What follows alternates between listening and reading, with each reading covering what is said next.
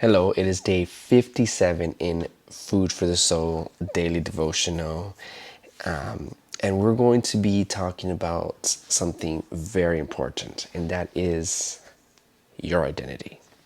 What is it? What is it in Christ? What does it represent? How important it is?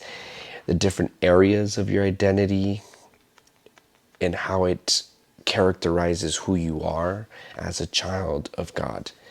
So I wrote it down so I can make sure that I put my thoughts all together. So I'm going to go ahead and read it to you.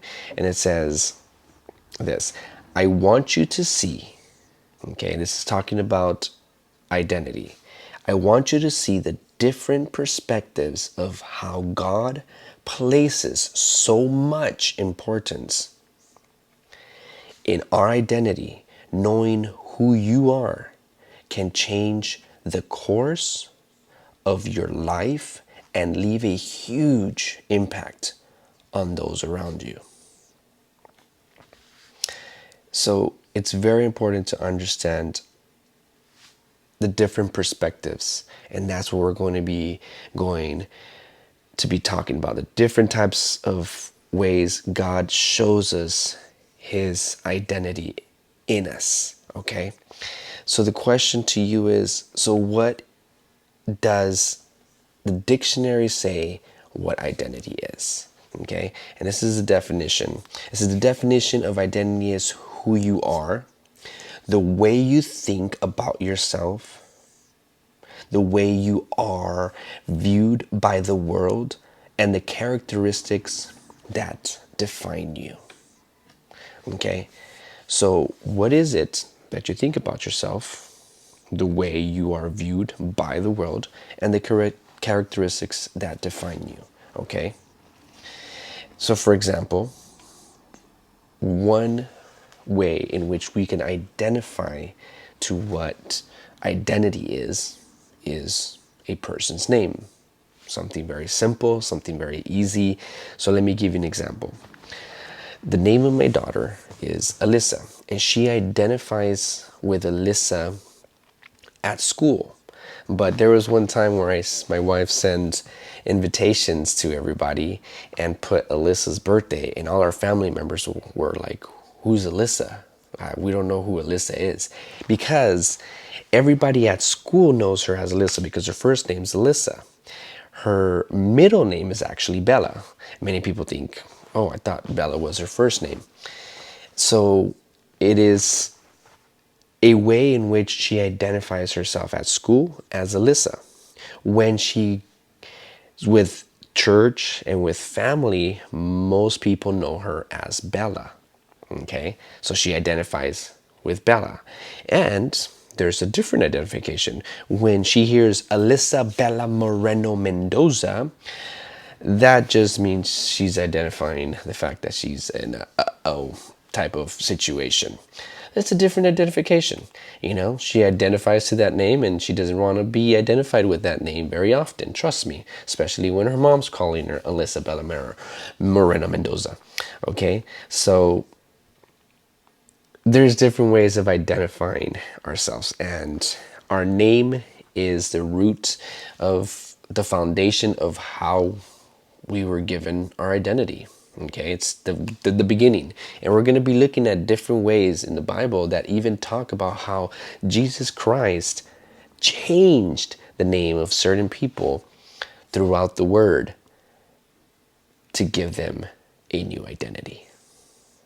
That's just awesome, because if you really look at who has the power to give you your identity before you were born, your parents. Okay, your parents gave you your name, whether you like it or you don't. They had the authority to give you that name. Yes, you could turn 18 and you could probably change it, but that's not what I'm focusing on. I'm focusing on the fact that your parents had the authority. And in this same manner, our Father in heaven has the authority to put that identity inside of us and show us who we need to be. Okay? So I want you to come with me in this journey, and it's going to take us to the beginning of the Bible, because I mentioned it to you that this is exactly what the Bible tells us. Okay, in order to find out just the basic foundation of where identity began.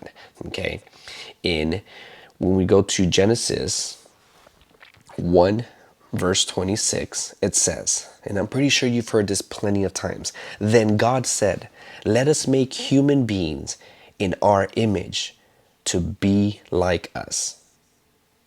They will reign over the fish in the sea, the birds in the sky, the livestock, all the wild animals on earth, and the small animals that scurry along the ground.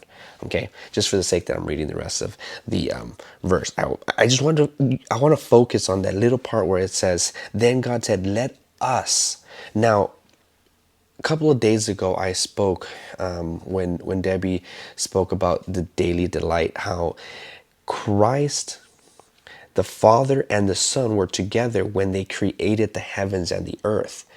And it says, let us, okay, make human beings. In other words, the Father and the Son, okay, were both there in the process when he was creating us in our image, okay, in our image. How amazing that is if you actually begin to see that we were created like our Father in heaven, in the image of our Father in heaven.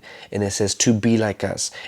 And it's very important to look at the key words where it says to be like us. It doesn't say to be us. It says to be like us. Okay? Because we can't be God. It's virtually impossible to be perfect because we're not. Okay? So I'm going to leave you with that, because I don't want to overwhelm you with all the names and all the different people that Jesus Christ changed names and stuff like that. We'll get that little by little to eventually in the next couple of days. But I want you to think about how amazing it is to understand that he created you in his image to be like him. Okay? Like the Father and the Son. Okay? So, again, I love you. Take care. Let it serenade. Think about it throughout the day, because it is important what your identity is in Christ. So, thank you for watching. Love you guys all. Take care.